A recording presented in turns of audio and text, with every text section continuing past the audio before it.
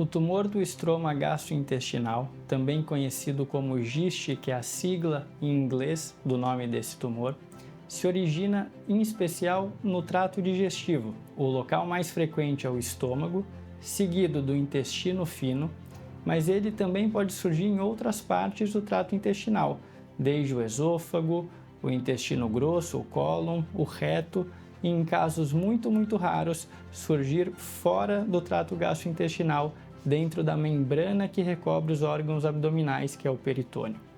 Esse tumor, ele se caracteriza por uma alteração em um gene chamado KIT, na maior parte dos casos, e em um outro gene chamado PDGFR-alfa, na segunda parte dos casos, o que é o segundo mais frequente.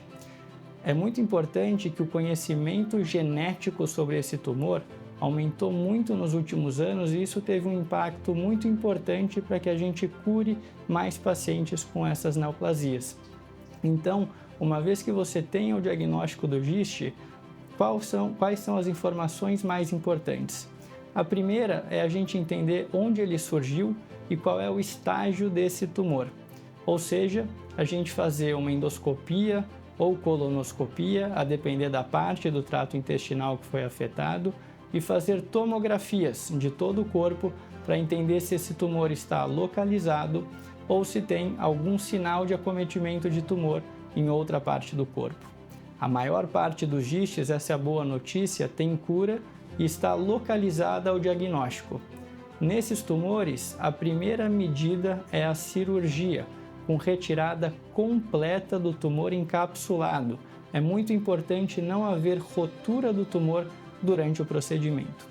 E após a cirurgia, esse paciente deve então ser avaliado por um oncologista clínico especializado em sarcomas, que são os médicos que tratam o sarcoma do estroma gastrointestinal, o GIST, para avaliar qual é o risco desse tumor retornar, pois infelizmente em uma porcentagem dos casos ele pode voltar com metástase mesmo após uma cirurgia completa. Então, a partir de uma série de informações da biópsia, do laudo anatomopatológico, o oncologista vai definir se o paciente precisa ou não receber um tratamento complementar com a chamada terapia-alvo, que é um medicamento chamado imatinib. A partir dessa determinação, a gente faz então uso em casos selecionados do imatinib preventivo para aumentar a chance de cura, em geral por um tempo de 3 a 6 anos após a cirurgia. E para os casos que já têm metástases ou que o tumor não é ressecável, ou seja, não é passível de retirada pela cirurgia.